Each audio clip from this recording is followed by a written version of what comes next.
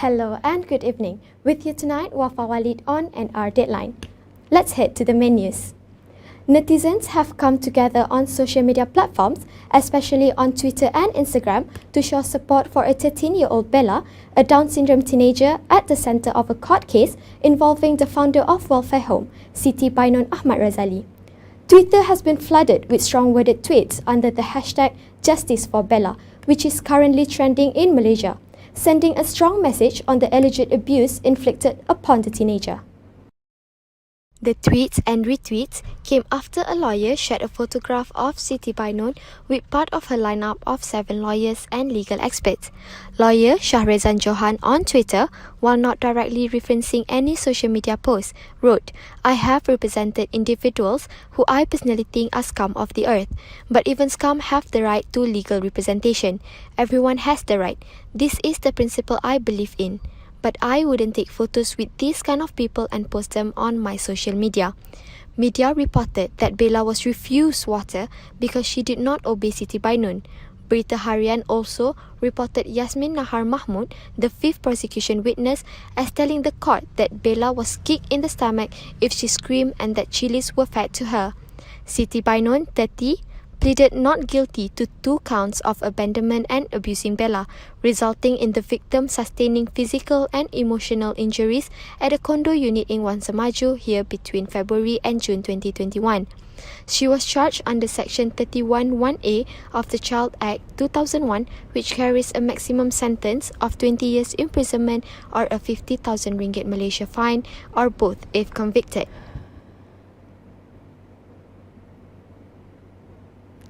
On to the next news. Anything can happen in the upcoming months that may influence UMNO's decision over the Memorandum of Understanding on Transformation and Political Stability in between the government and the opposition. Prime Minister Datuk Sri Ismail Sabri Yaakob, however, said as one of the 3 UMNO Vice President, he would abide by the decision made by the party's Supreme Council on the MOU. He said, "As of yesterday, the party's Supreme Council has decided not to continue with the MOU beyond the July 31st deadline. However, as we move towards the month of July, anything can happen that may require some changes. When that time comes, I will raise the matter again during the party's Supreme Council meeting. Since it is only April, let us just wait," he told reporters here today.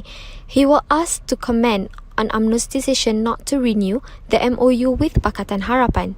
UMNO Secretary General Datuk Sri Ahmad Maslan said the decision was made during a meeting that was chaired by UMNO President Datuk Sri Ahmad Zahid Hamidi yesterday.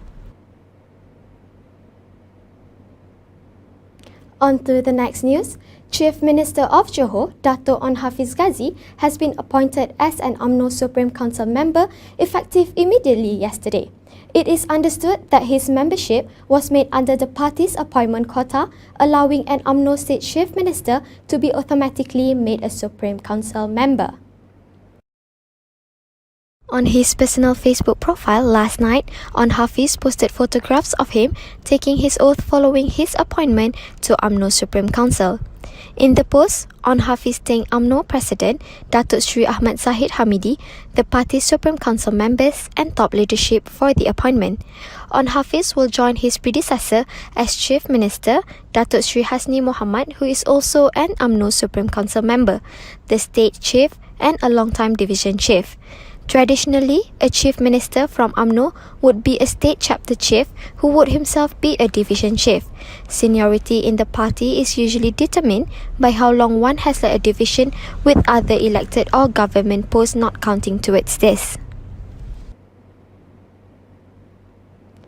The Supplementary Electoral Roll for March 2022, DPT Bill Entry 2022, which was verified yesterday, April 14 and gazetted today, is now open for review, said Election Commission Secretary Dato' Indra Ikmaluddin Ishaq. He said that the review of DPT Bill Entry 2022 is open for 30 days from today until May 14. He added that the DPT Bill Entry 2022 contained the names of 40,543 citizens aged 18 and above in the period 1-2022 to March 31st, 2022 who were automatically registered as new voters, 12,286 registered voters who changed constituency and 5,019 registered voters who changed status or category of voters. The EC, he said, provided 5 methods for reviewing DPT Bill Entry 2022, namely through the EC portal at www.spr.gov.my or mySPRSemak.spr.gov.my and the official portal of state election officers at ppn.spr.gov.my. Apart from that, it can also be checked through the online application at myspr.spr.gov.my, the MySPR Semak mobile app and the EC hotline at 0388927018. The EC calls on citizens aged 18 and above in March this year and any registered voters who have applied for a change of constituency or change of status to check their particulars in DPT Bill Entry 2022.